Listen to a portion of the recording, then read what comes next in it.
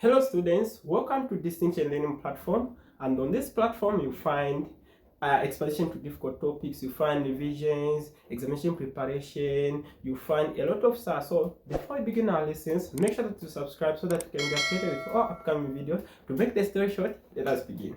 So in this video, we are talking about brains. I remember that this is for clinical session, which is for medical students, okay? So now let's talk about general surgery. Okay, what are burns? Burns, these are generally injury to tissues, are caused by what? Caused by friction, caused by flames, caused by maybe chemicals, electrical, as well as what? Radiation. A lot can cause burns. So what are we saying? What are burns? Burns are just what? Injury to tissues caused by what? Caused by flames, friction, it is a lot of stuff, chemicals, radiation, electrical, a lot of stuff can cause what? Burns. Okay, now there's an important thing that you need to understand. Okay, let's try to assume that a patient came with burns. Okay, now there are three important things that you need to know. Even if maybe you are a student, maybe a consultant calls you like that, calls you, then what are the so it expects you to tell that person or that consultant three main important things. So what are those three main important things? The first one is what? Percentage estimate of what? Burns. So which we'll talk about here, the bone surface area here, we'll talk about on how to estimate the percentage estimate of burns. Don't worry about that. But the first important thing is what? Percentage estimate of what? Burns. Why? The reason why we talk about the percentage estimate of burns, because it will help us again in three important aspects. The first one is it will help us in the management of the patient. Okay, it will also help us to know expected complication. The last one is what? It will help us also either to admit the patient or not to admit the patient, because admission of the patient also depends on what? Percentage estimate of what? Burns. Okay, what is the other aspect as well? What is the other important thing that you need to know? The other important thing, part apart from this percentage estimate is the what? The cause of the burn. So the cause of the burn, it will help us to know about the depth of the skin involved, which we'll talk about here under the classification of burns. So let's say a good example for domestic burns. If you remember, domestic burns basically they cause superficial burns. Okay, if you talk about industrial burns, they cause what? Full thickness burns. Okay, so those are the important things about what the skin involved. And what is the last important thing that you need to understand? Also, you need to understand about what? Also, the time from which the patient was burned. Why the time is really important when it comes to what? Someone coming with a burn. It's because it will help us to manage the patient in what we call fluid replacement therapy. We'll talk about in the management of burns in the next video. Okay, so now in summary, what have we talked about when someone comes with a burn? When someone comes in with a burn, the first important thing is what? Percentage estimate of burns. What's the second thing? The second thing is what?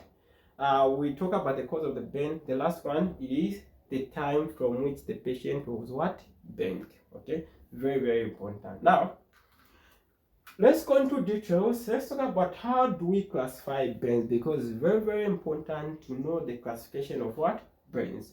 Burns are classified according to the depth of the skin involved, also according to the body surface area involved, and according to etiology or the cause. Very important. Okay, so let us start with the depth of the skin involved. Remember that the skin has some layers. So basically, just to simplify it, it has three layers. It has the epidermis, it has the dermis, as well as it has what? The hypodermis. But remember that on the dermis part, it is further categorized into what? The papillary dermis and also the reticular dermis, which are very important when you classifying burns according to the depth of the skin. So let us start with the first one. What is the first one? So here we have what we call the first degree. So first degree burn. First degree, or the other term that we use is superficial. Okay, superficial burns. Okay, so first degree or superficial burns, these are just what are one and the same. Okay, now if someone comes in with the first degree burn, what are you supposed to know? Or basically, what are the characteristics of what the first degree burns or superficial burns?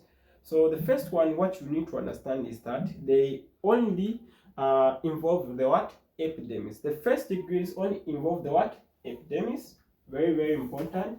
So this involves the what? Epidermis. Okay. So involve the epidermis or the what else? So apart from involving the epidermis, remember that the other important aspect is what? There are no blisters. No what? Blisters. Okay. What else? If you do the needle exam, okay, the pain will be very, very severe. So the basically what we say, there's a specific test that we use, which is the pin prick test. So the pin prick test is what? Positive under the first degrees. So what are we saying? The pin prick test is what? Positive. Okay, the pin prick test is what? Positive. Basically, someone is going to feel what? Pain.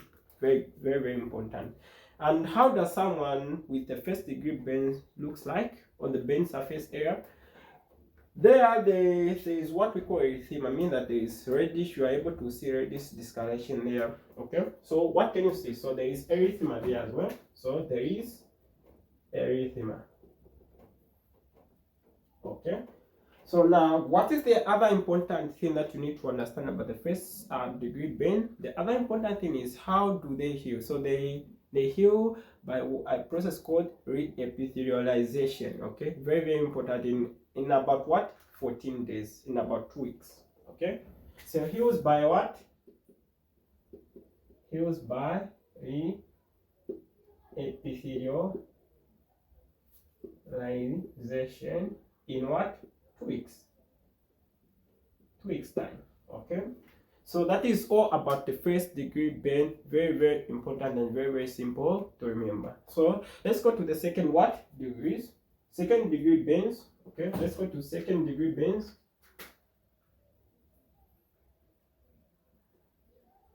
Okay, second degree burns. So now, second degree burn, like the superficial burns, they've got also another name.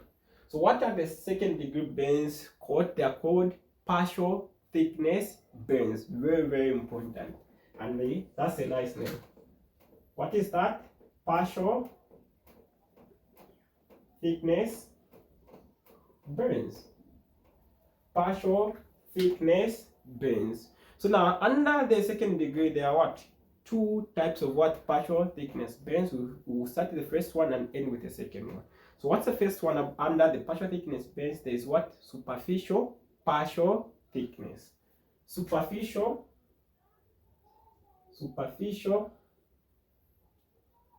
partial. So let me just say PT, partial thickness. Okay, so superficial partial thickness burns, PTB.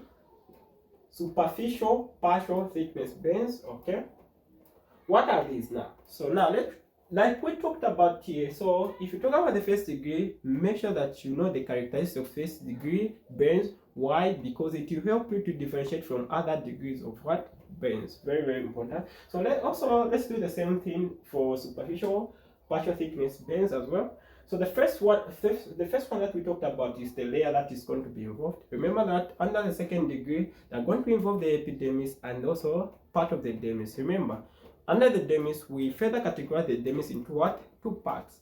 There is what? The testicular dermis and the what? The papillary dermis. But here it involves the papillary dermis. Okay. So what are the layers or part of the skin involved? We are saying it involves the epidermis. Okay. What else? And also the papillary dermis. Papillary dermis.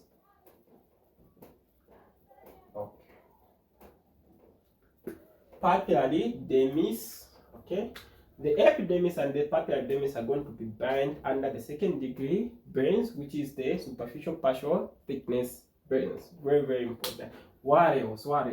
Ask yourself, are there blisters? Here we say there are no blisters. So, but here they are what? Blisters. Very, very important concept as well. What are we saying? Okay. They are also, they are here, they are blisters. Very, very important. Again, what about the pinprick test? They remember that the pinprick test talks about if you get a needle, then you prick someone like that, then are they going to feel pain or not? Okay, if they feel pain, basically that is positive. If they don't, that is negative. So here as well, the pinprick test is what? Positive. Very, very important. Okay, the pinprick test is what? Positive. Okay. What else? What else? Remember, also we talked about erythema. Is there erythema there? Yes, there is erythema. There are blisters, and also the area, the burnt area looks erythematous. Okay, so what are we saying? There is also what? Erythema. I like erythema. I'm going to write it in what? Red marker. So there is what? Erythema here. Very good. All right. So what else? The last part is what? How does it heal? Okay, so it heals with what? Reepithelialization with what? Minimal scars. Very, very important. Minimal scars. Very, very important. So heals by reepithelialization. So heals by reepithelialization in 2 weeks' time as well. Plus what? Minimal scars as well. Okay, in 2 weeks' time as well. Okay, heals by reepithelialization plus minimal scars. So there are some minimal scars that are going to be observed, but the best guide heals as well by reepithelialization. Very, very important. Now let's go to another type of the second degree partial thickness burn. What is that? There is now, if there is superficial, basically you know there will be what? Deep partial thickness. So here there will be what now? Deep partial thickness burns. Okay. Deep partial thickness burns. Deep partial thickness burns. Again, let's talk about the characteristics of what? Deep partial thickness. But why are we stressing enough about this? Because if you talk about, if you are able to differentiate the superficial and the deep partial thickness, because it will help in the management of the patient, because the management of deep partial thickness burns and the superficial partial thickness burns is going to be different. So you need to know the characteristics or the main differences between the superficial and the deep. Okay. So again, we go. What are the layers that are going to be involved? Remember that it's going to involve the epidermis. This one is going to involve the epidermis, papillodermis, as well as what? The reticular dermis. So the varying degrees of the what? Reticular dermis. Very, very important. Okay. So what are the layers is it going to involve? It's going to involve what? The epidermis. Okay. The epidermis. It's going to involve the papillodermis. Papillodermis, as well as what? The reticular dermis. Okay. Papillodermis, reticular dermis. Okay. Like that. Then what else? Apart from that, what about blisters? Very, very important. Now, let's see. So, are there going to be blisters or not? They are going to be what? No blisters. Very, very important here. So like the first degree which we talked about there were no blisters, as well as here there are no what? Blisters. Okay. But you know, some certain situation can be complicated. There will be blisters, and maybe some area there will be no blisters. You know how patient can come in. Okay. But in general, deep partial thickness, they are not going to have what? Blisters. Okay. Now another important thing. What about the pinprick test? So the pinprick test, so I'll put positive or negative. There's a reason why I'm putting positive or negative, okay? Because for deep partial thickness burns, remember that if they now go deeper to the reticular dermis or varying areas of the reticular dermis, basically it's going to start involving the what? The nerve endings there that are responsible for pain. if now they pain those nerve endings, basically they are not going to start feeling what? Pain. But let's say this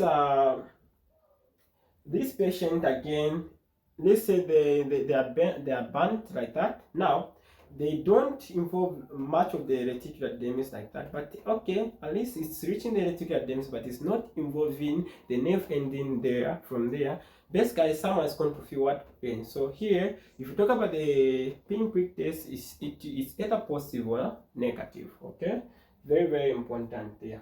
And remember that if you talk about that patient with deep partial thickness burns, they are unable to differentiate between the sharp and what blunt what pressure. They are unable to what to do that during the needle exam. Very, very important part as well. So a lot I've talked about a lot.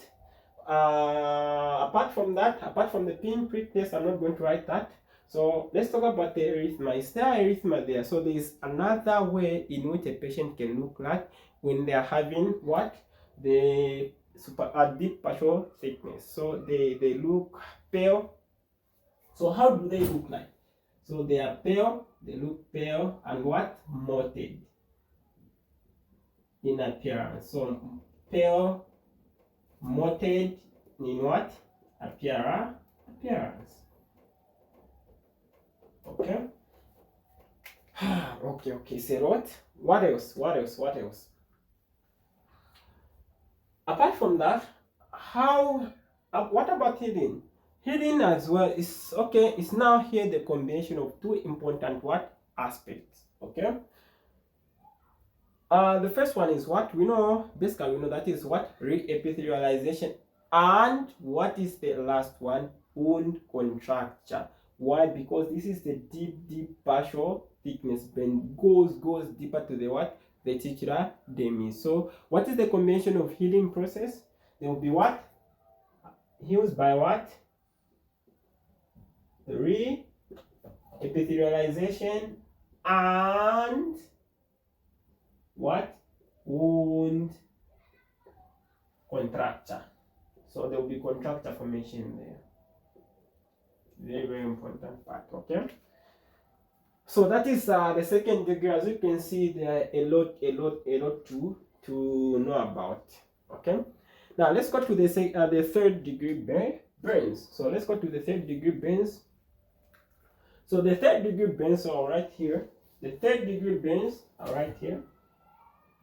The third degree burns. So what is the other term that we use for the third degree burns? So we call them the full thickness burns. So third degree. We also call them what? Full thickness what? Burns. Okay. Full thickness burns. Now, as you can just from the word full thickness burns, remember that now it's going to involve the whole dermis, the epidermis, the skin appendages are going to be destroyed completely.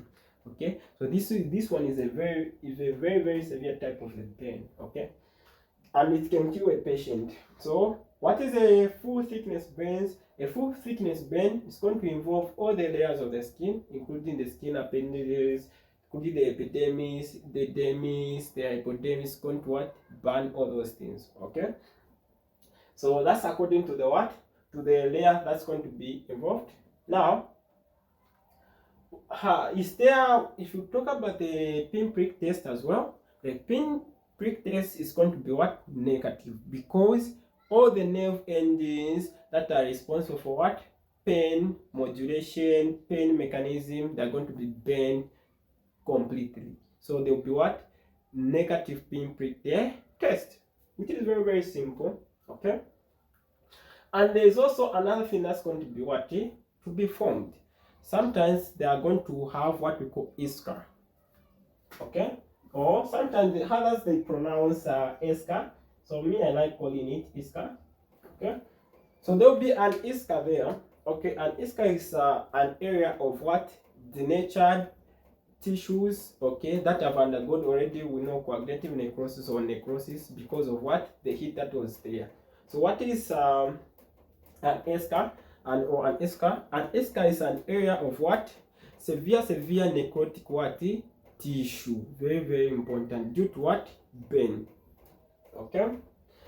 Now, that is the other thing. Now, what is the other important thing that you need to know? What about now healing process? So healing process now, there will be what?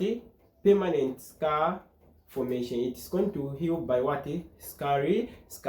In what? It can take weeks, it can take what? Months. That is what? The 3rd degree burns. Very, very, very, very important. Okay. Now, what is the last one? The last one, I'm not going to write it. We know that there is also the 4th degree burn.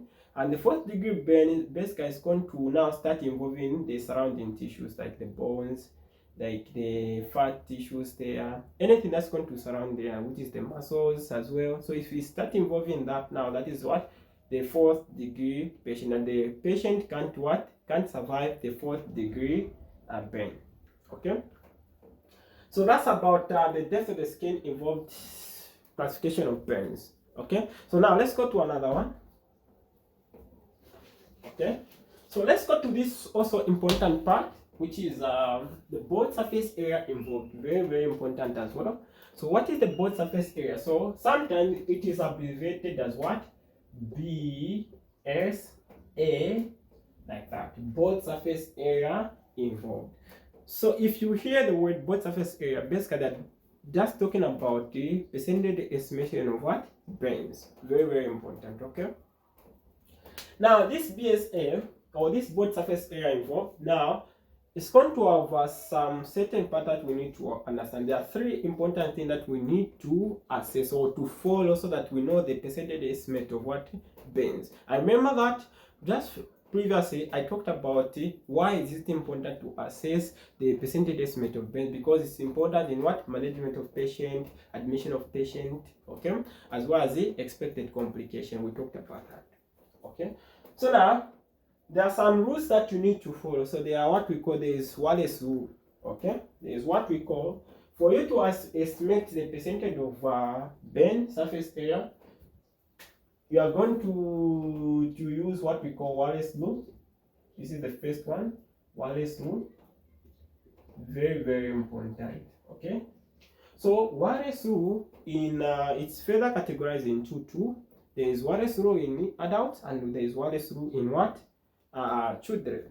So Wallace rule in adults, we call it rule of 9. Okay? We call it what? Rule of 9. Okay? Then what about the Wallace rule in children? We call it what? Rule of what? 7. Very, very important. That is a very, very fun thing. Okay? Rule of 9 and rule of 7. Okay, let's start with the rule of 9. How can you assess the percentage estimate of burns using Wallace rule, which is the rule of 9 in adults? So as you can see, this our sick patient here. This patient has come with burns. Okay, so if you look at the head here, this is the head. Okay, this head, the percentage estimate is about what? 9%. This is about 9%. This 9% is involving what?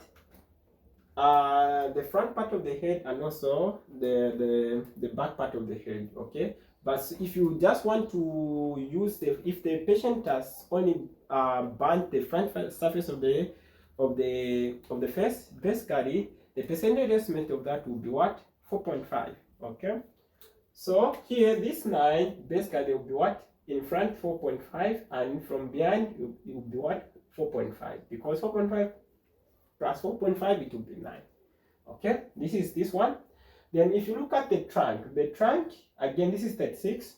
36 from the front, it is from the trunk from the front, it will be what? It will be 18. Then from what? Posterior aspect, it will be what? 18. Okay, so on the anterior aspect of the trunk it will be 18, and from posterior aspect it will be what? 18 as well. Then same applies to all these. So the limbs, like the upper limbs, this is also 4.5, this is 4.5, this is 9, this is 9 from anterior aspect as well. Okay, and as you can see, this one is what? 1%. That's a special area. Okay, so that is the perineum. So the perineum in adult is what? 1%. Okay, now remember that the Wallace rule of 9 in adults, if you make a mistake maybe, so you need to what? Calculate the percentage there. So the percentage, you know that it's out of 100. So if you add this 9 plus 9 plus 36 plus 18 plus 18 plus 1, it will give us what? 100%. Make sure that you get that, okay? Everything should be out of what? 100. Okay? So now let's go to the rule of 7. The rule of 7, this is only applied in what? Children. So let us write this one. Rule of 9 applies in what? Adults. Then the rule of 7 applies in what? So the rule of 7 applies in what? Children. So we need to remember that. Okay. So this is Wallace. This is C. Alright. So now again the same thing. If you look at this 28, so there will be 28 here, there is 28 here, 7, 7, 14, 14. So basically these numbers, if you are talking about the anterior aspect of the head, basically that 28 will become now 14, because 14 from anteriorly, then 14 from the what? Posteriorly, okay? Posterior side.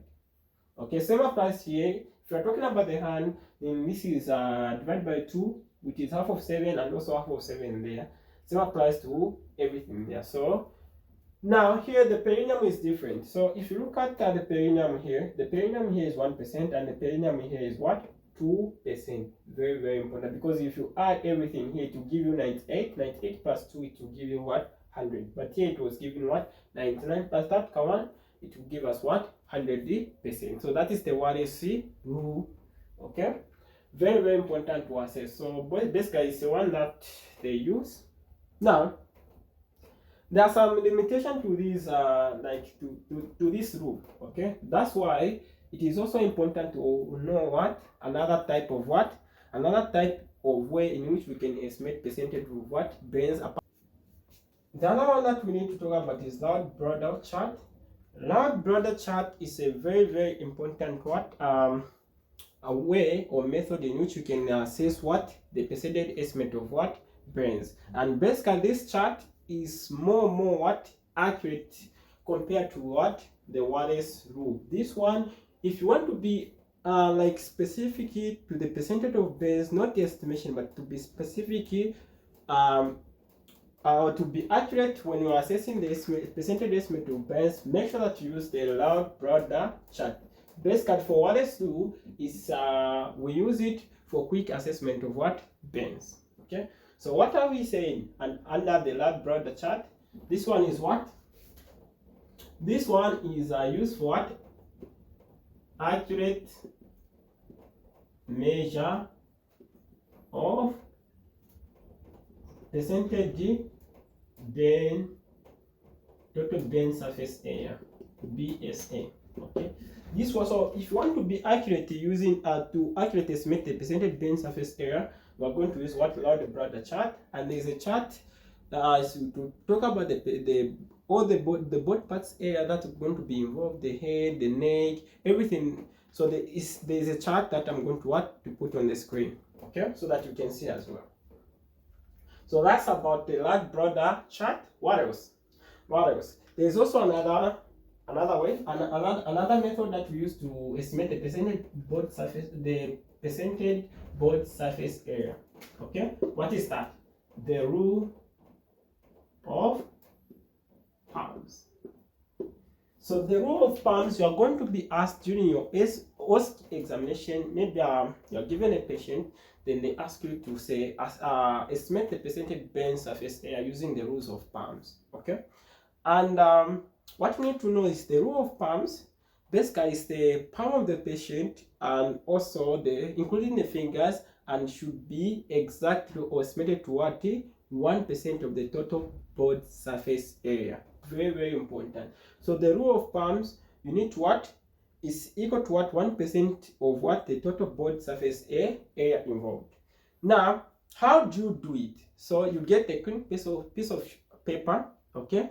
Then you get the hand of the patient, not your hand, because I've seen we used to make mistake as well, where you get your palm, then you get a piece of paper, then try to measure the percentage estimate. So you get a piece of paper, clean piece of paper, then you measure the palms of the patient, including the fingers, okay? Then in that way, now you get that same paper, then you start estimating on the what bent area of the patient. Then in that way, you are able to estimate the what? The percentage estimate of what? Bend. So what are we saying? So we are saying here, okay, the entire hand, so the hand of the patient, okay, is approximately equal to what? 1% of what? TBA. Okay, 1% of what? TBA as well. Now, this one for rule of palms also is for quick assessment of what? Percentage estimate of bends. And basically is used for what? Small bends, not large bends, okay? Yeah, so that's under what? The rule of palms. Very, very important what? To understand. Now, what we've talked about under the board surface area involved, that is what? Okay, what to write, that is the classification of what? Bends. But basically, these are the methods in which we can use to assess the what? Percentage estimate of bends. Okay? Now, what is those actual classification of that? So what's the first one? The first one is mild or minor bends. So we call it mild or minor. So this is now the classification that we need to understand. Okay, the minor. Now, what is involved under minor bends or mild bends? Okay, now sometimes if you use the BSA classification, basically you are talking about the severity of what bends. Is it moderate, mild, or severe? So those are the classification according to BSA. Okay, so these are just the method that I was showing you. So under mild, what are you supposed to see?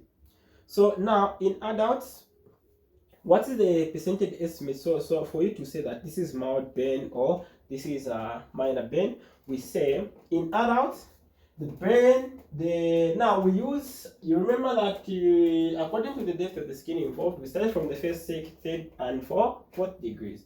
But here we use the second degree bend. So the second degree bend should be what? Less than 15% in what? Adults.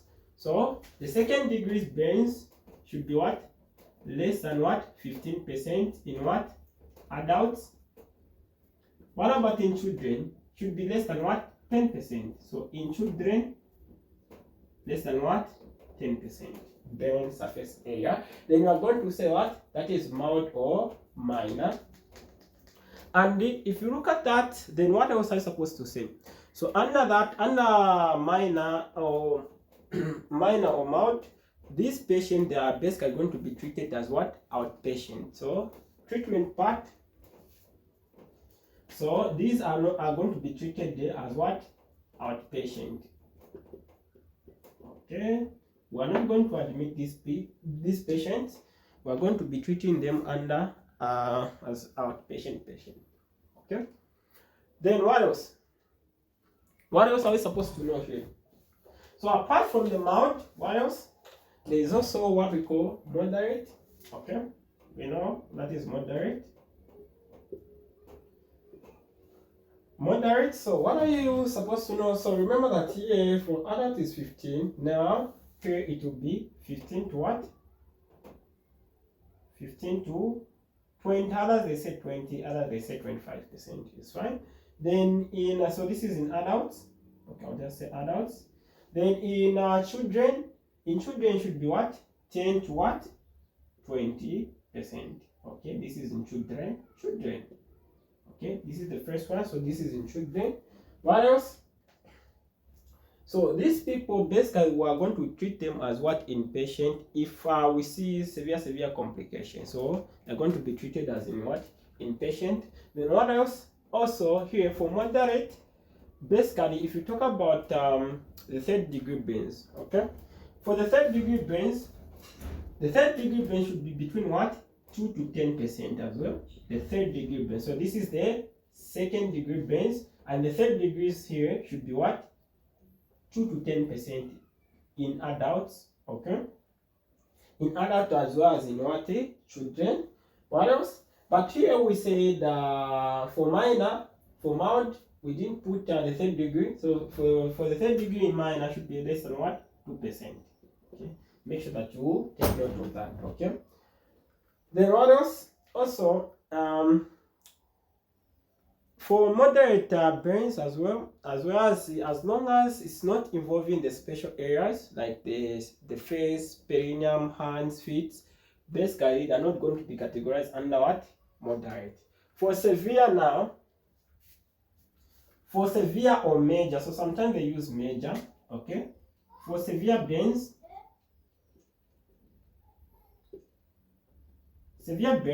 or major burns, what are we going to use now? So this is 15 to 25. So here in adult, it should be greater than what? Greater than what? 25. In children should be greater than what? 10%. Okay. Then what about this is the first degree, or I mean the second degree. Then the third degree is what? It should be what? The third degree, now here it was between 2 to 10%, and here it was less than 2%. Then here it has to be what? Greater than what? 10%. Greater than 10%. Very, very important. Okay. And the other point that I can add under the major burns or the severe burns are what? Is what? That is if you talk about a special area, so this one is going to involve special areas like what? The ears, the eyes, the perineum, the hands, the feet. So if you see that, then it will be what? It will be the major or severe burns. So that is under the what? The body surface area. It's a lot. So now let's talk about the last one. The last one, which is what? The etiology. Okay, according to the etiology. So let's talk about that. All right. So according to etiology. So according to what? According to etiology. So according to etiology, so there are a lot of causes of what? So according to etiology, they are causing according to the causes. So the first one is what? The most common thing is what? The thermal injury, okay, or thermal burns. So the first one is what? The first one is what? Thermal injury, okay. Thermal injury could be what? Scald, okay. Basically, spirit of what? Hot liquids. It can be a lot under thermal injury. Okay, what else? There will be what? Also chemical burns. Okay, or chemical burns or chemical injury. So what is that? That is either acid, you are exposed to acid, or maybe alkali. So they can also cause what? Burns. What else? What else apart from that? We know there is also electrical. Okay, electrical burns. Number 4. There will be again as well as radiation. Okay, there is also what? Cold, which is frostbite, which is cold burns. We're exposed to extreme cold temperature, then it's going to cause what? Cold burns. Basically that is frostbite. Okay, a lot of what causes according to what? Etiology. So this is the classification of burns according to what? Etiology. Although there are other important classification, but these are the major one. According to etiology, according to severity, which is the BSA, body surface area, and according to the depth of the what? Skin involved. Okay. Now let us proceed. So we'll proceed to the pathophysiology of what? Burns. What is the pathophysiology of burns? Okay. So now, how can someone have those symptoms that we see, signs and symptoms that we see? It's because of what? The pathophysiology of what? Burns. What is that? Basically, let's start with something. So pathophysiology of burns is further categorized into what? The local pathophysiology and the systemic pathophysiology. Very, very important. And remember that if you talk about the local pathophysiology, it was described by what? By the famous person called Jackson in 1947. It described to say the burn surface area is going to have what? 3 important zones. What are those zones? Okay. I don't know if you are able to see from this side. So they are very, very important what? Zones. The first zone, the inner zone, this inner zone. What is this? Okay. What is that? So this inner zone is called what? is called the zone of what? Coagulation. Okay, that inner zone is called what? The zone of what? Coagulation. Very, very important. Zone of coagulation, the inner part coagulation. Okay, why is it called the zone of coagulation? So the zone of coagulation, it is called because that is where there is maximum damage, there is necrosis, because there was a tissue was exposed to what maybe something like extreme heat, and those tissues were not able to withstand that type of stimuli, causing necrosis of those tissues, a lot of things. So basically, under the zone of coagulation, there is what? There is dead tissues that are there, okay, and there is irreversible. If you talk about necrosis, remember that that's the type of what? Irreversible cell injury. Although there is also apoptosis, but here that is what? Necrosis under the zone of what? Coagulation. What is the second zone? The second zone is what? This is the zone of stasis. The zone of stasis, and this zone is so interesting. You find to say,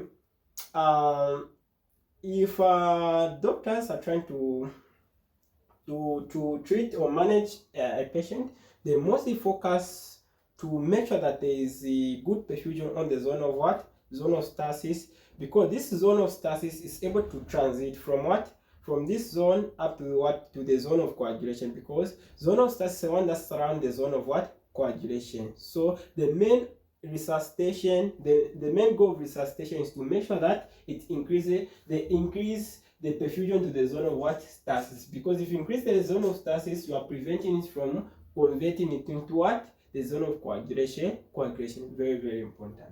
Okay. What else? What is the last zone?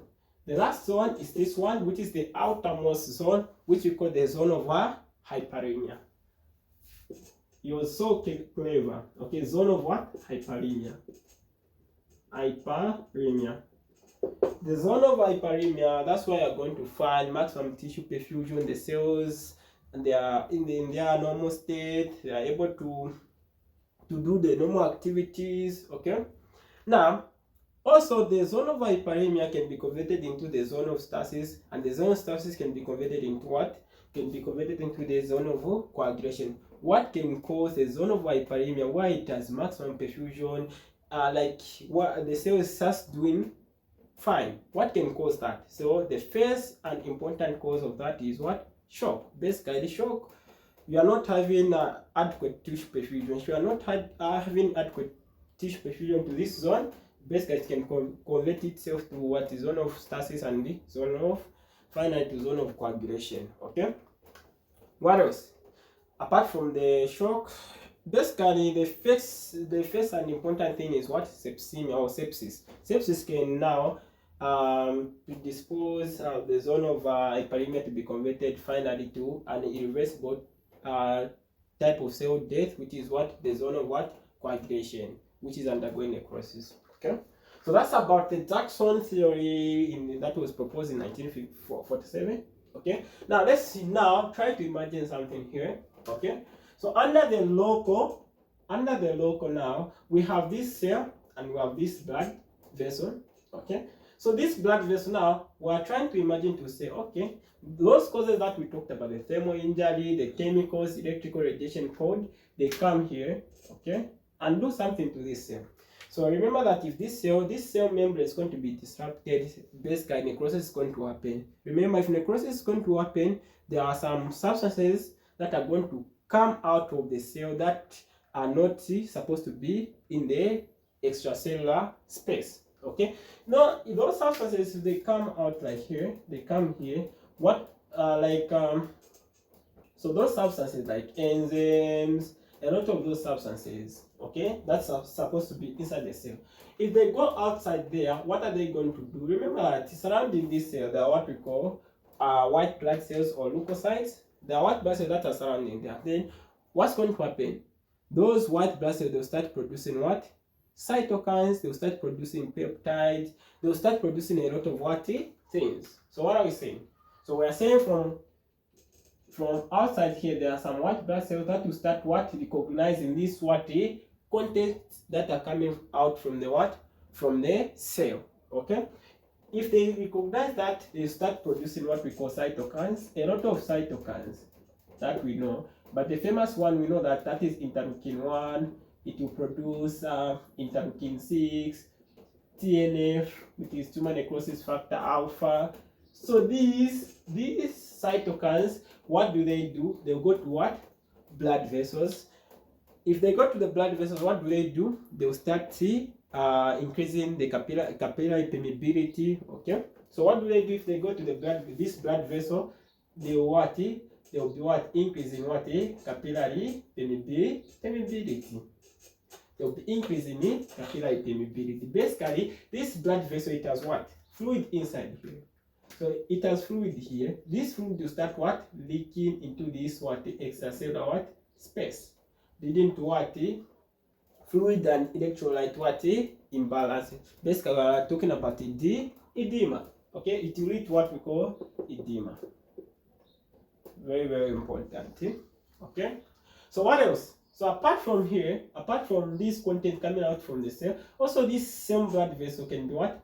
Can be injured. Okay, if the same blood vessel is injured, then it's going to increase the capillary permeability, also leading to what? Fluid and electrolyte imbalance, leading to what? Also edema. Okay, what also another important things? Let's talk about proteins, and as well. Heat can denature proteins, and remember that proteins are very, very important in what? Fluid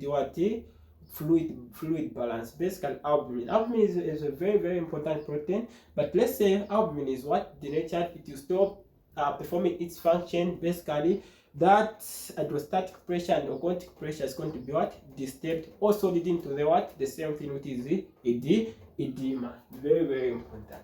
Okay, so we're also talking about what? Proteins, because of heat, they are going to be what? Denatured, and a lot of things going to happen. Okay, so from here, from the local pathophysiology, the only result that we're going to see is what? Edema. And remember that if there's vasodilatation of what? The blood vessels, basically we're going to observe there will be erythema. Okay, erythema. Remember that we talked about the thing that you can see under the first degree and the second degree. We talked about the erythematous type of appearance. It's because of what? This same mechanism where cytokines are going to be produced by white blood cells. Also, the cells that are injured, they produce also substances that are going to what? Vasodilate the what? The blood vessels, leading to what? Vasodilatation. And the clinical feature that you can see is what? Erythema. Okay, very, very important. Now, apart from local, then let's go to what? The systemic. The systemic, I'll talk about the major thing that you are going to understand, because complications are very, very important to understand. Now, remember that for systemic pathophysiology, it doesn't just come because someone had burns less than what? 10%. So these, they come about if percentage estimate of burns is greater than what? 15. Some books, they say greater than what? 20%. Okay, so let's just use the reference 20%. So let's say for systemic pathophysiology, or the complication arising from because of the systemic pathophysiology, it's because of what? The percentage estimate of burns is greater than what? 20%. 20%. Okay. Okay, I remember that for someone for fluid replacement therapy, they say if the burns are greater than what? 20% in adult and greater than 10% in children, then fluid replacement therapy will be there. I'll talk about the management as well. Okay, so now let's talk about this. Okay, now let's talk about the kidneys. So these are kidneys. I remember that this is a blood vessel going to the kidneys. Remember that if these cytokines that are coming from the local part here, they are going to the what? The blood vessels, directing the blood vessels. Now, if there is massive systemic vasodilatation of what? The blood vessels, it's going to lead to what? What we call shock. Okay, because the body is experiencing shock. Okay, because the body is experiencing shock, basically you're going to have what? Low tissue perfusion to different organs. If you have low tissue perfusion to different organs like the kidneys, what are you going to have?